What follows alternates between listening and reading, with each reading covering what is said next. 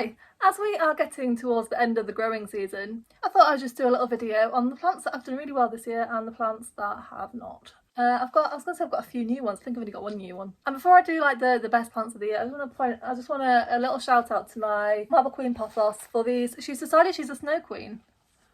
How stunning are these leaves? It's interesting. So these are a snow queen leaves, but this she's like, no, I'm not. The only thing I did was I kind of maximised the light volume. So she's not in direct light. She is halfway between a north facing window and a south facing window, so she gets a lot of light. She gets a medium amount of light for a long time. It's probably like perfect bright and direct. She loves it anyway. The best plant this year. Now I felt bad. I didn't even realise how well this plant had done until, I don't even know why. Oh, I think somebody had commented on an old post of my Maranta lemon lime when I first got it, and she has grown so much. I will put a picture in of what she used to look like if I can find one. / if I can be bothered. But look at her now. She's doing so well. Oh my god. Look how dusty. She must like it. And she's still growing, like well into you can see like she's got new leaves coming. Well into, I mean, we're in November now. I think again, light is key. Light and not forgetting to water her for like 8 weeks at a time. So I keep her on, excuse you, that bookcase, which looks really dark, but this is a big south-facing window. Again, that's a north-facing window, so it gets a bit of light for a long time. So yeah, she's done really, really well.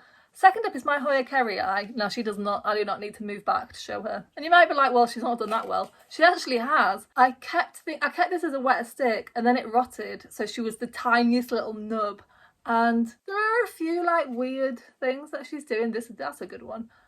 But I'm just, you know, she came back from nothing and I'm just so proud of her. She's the only Hoya I've struggled with at all. The others are all fine. The only thing that I found was that she's not the most stable. She seemed to rot really quickly. So what I've been doing is, rather than like watering her properly, I've just been keeping the top. I put a layer of moss on and then I was just keeping the top of the moss moist. So, and then she was just sucking the moisture down. And that seemed to work really, really well.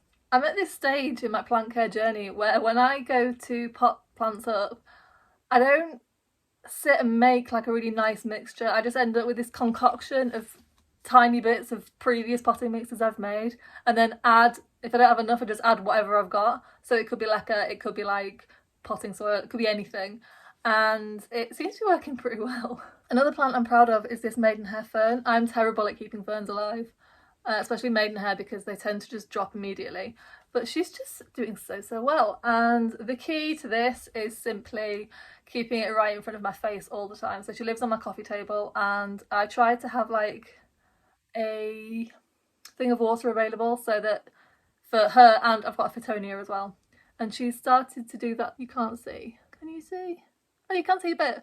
The little nubs on the edge of the leaves, those like white things, are spores. I don't think she'll have babies inside, but still exciting. Another good one, I've just repotted her, so she's not looking great, but she's grown so much, is my Tradescantia Nanook. I'm not massive on Tradescantia because they tend to get really leggy really quickly. This one hasn't. I have her hanging right in a north-facing window, and it's in my entrance hall, and there is a massive window, so again, she gets actually quite bad light, but a lot of it. And you can see there, she had some flowers that didn't come to anything. But she's just done really, really well. I love the backs of the leaves. That's the front. Okay. There, can you see that pink? Pretty.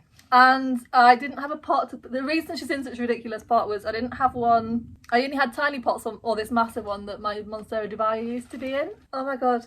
This Monstera, right. We got it on sale, but this Monstera Dubai was £185. We didn't pay that for it, but that's how much it was originally. That is incredible because now they're like 30 quid. Anyway, so what I did was if I have a plant and I don't have the right size pot, I just get a really big pot, and this is basically filled up to here with leca.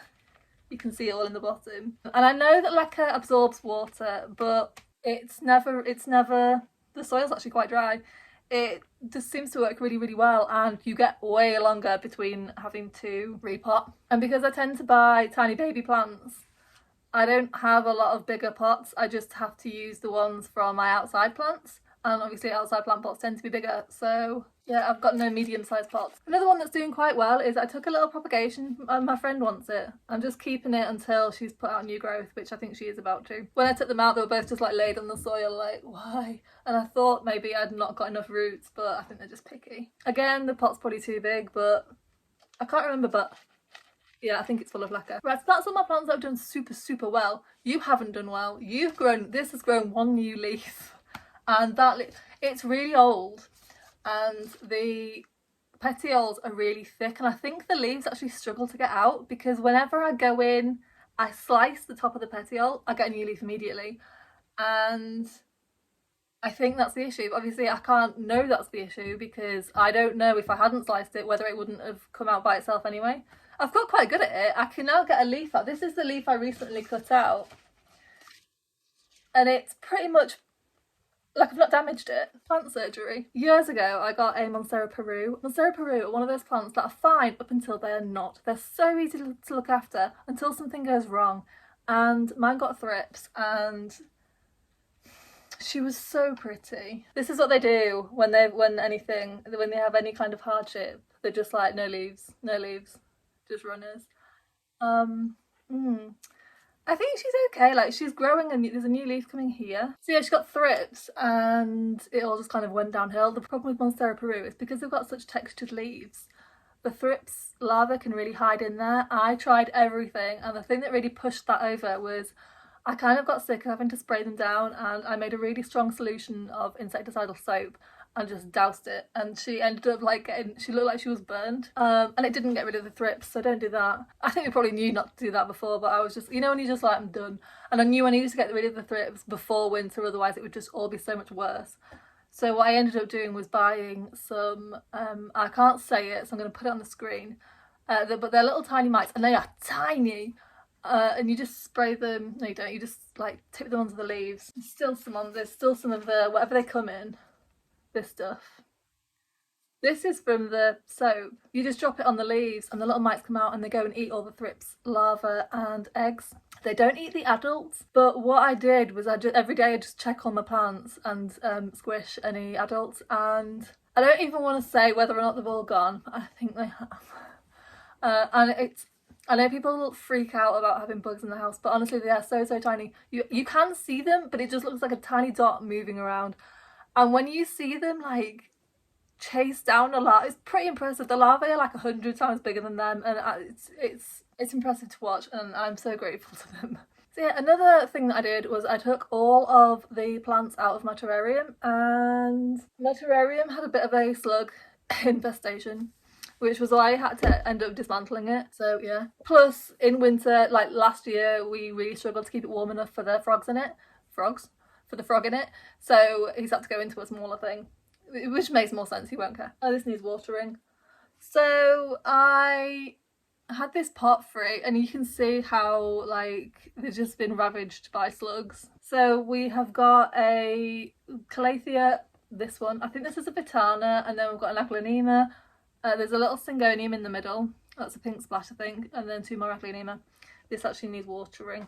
But they seem to be doing pretty well. Like, they've all put out a lot of new growth. Not a lot of new growth. They've put out some new growth, like this. This leaf on the Aglaonema has no holes in it. So yeah, I think this will look really good once they all get going. I might have to take the Syngonium out because I'm not really sure. I suppose I could put a moss pole or a plank or something behind it. But yeah, this is a success story, and obviously not a success story because they look like this, but I hope they look good when they all fill out. So that's all the existing plants I have to talk about, and then I got one new plant last weekend, and I love her so much. I've been after one for ages, but I couldn't find one, and I was like, that's so weird. Like, they're often called Christmas cactuses, but they're actually a Thanksgiving or November or fake Christmas cactus. Actual Christmas cactus is quite rare now. Yeah, I was looking for one for ages, couldn't find it, and I was like, that's so weird because they're so common. But then I went the other weekend, and they're like a seasonal thing, a bit like poinsettia. They sell them, this time of year when they're about to be in bloom, which seems silly because these are renowned for, if you move them, they will drop their buds. Touch wood, we're doing okay. I got her in the garden centre. She was on like a point of sale bench in the garden centre, so she was there for display purposes rather than her own health. So when I brought her home, I just put her like right in my window, and I'm hoping that she appreciates the increase in light and doesn't drop all her buds, because she will look stunning when they're all out. They also had the like creamy, it's like a creamy orangey type flower that looks stunning, but I really, really wanted a pink one. I am a little bit worried she's possibly got a bit of a rot, just because she's a little bit wobbly and this side's fallen over. But my parents have got one, and it's not like hanging, but it's definitely like more trailing. So I'm hoping that that is a thing. I think they're epiphytes. I have no idea if that's true. But yeah, I also suspect that she either has or has had mealybugs, just because I can see a little bit of this, the white like cotton woolly stuff that they tend to have. I've not seen any, but we shall see. But yeah, that is everything for this week. I hope that was helpful. I've not mentioned the real. It was a tragedy, but it has a happy ending. So over the summer, it was one Sunday, there was this like smell in this room, and it was this just like on the edge of my nose. This like I just kept getting a waft of like drains, and I was like, oh, um, hmm. And then we got up. That must have been on the Saturday. Got up on the Sunday, and it stank. And we were like, what is it? We were at the point where we were going to have to call a plumber, because it smelt like something had crawled into our drains and died. It was awful. And then we got out, I think we went to the cinema, came back on the afternoon, my boyfriend opened these doors. We've got patio doors just here. And it was my Thai Constellation. She's in water, and changed the water, and it was fine. And then the next day, it stank again. I was like, oh my God. She has oxygenating weed in the water, so I don't need to change the water. And I've had it in water for about 2 years, and I've changed it about 4 times. I loved it because she grows so well in there. I don't usually have nutrient water. I tend to just occasionally top it up with aquarium water. Works really, really well. And her roots looks fine.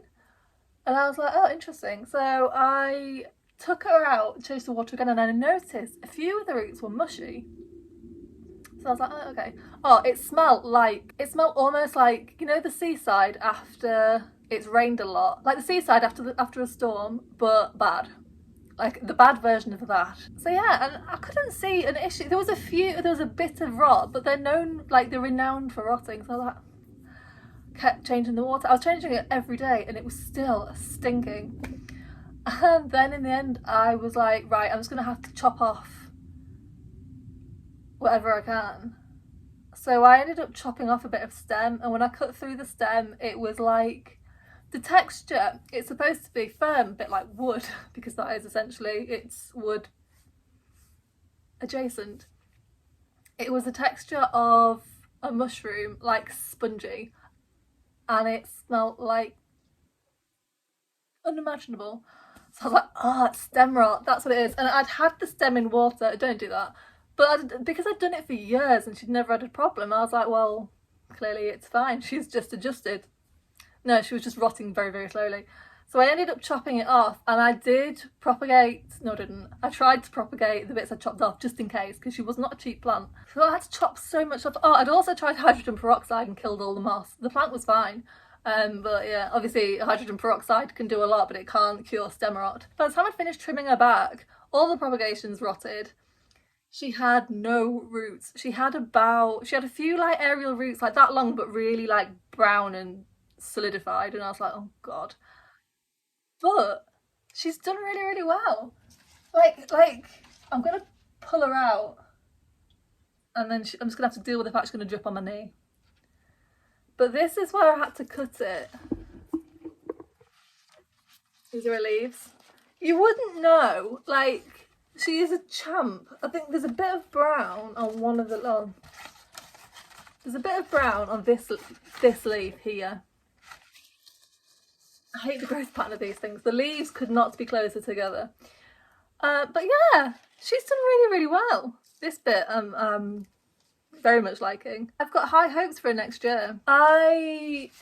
One thing I will say, a lot of people say don't put these in direct light. The only time I've ever managed to keep the white parts white, apart from that brown part, is when I keep it in direct light. But yeah, she's recovered well. I'm very proud of her, and she has done a much better job of growing new growth this year compared to the one she sits next to, which is that one, which, as I said, doesn't.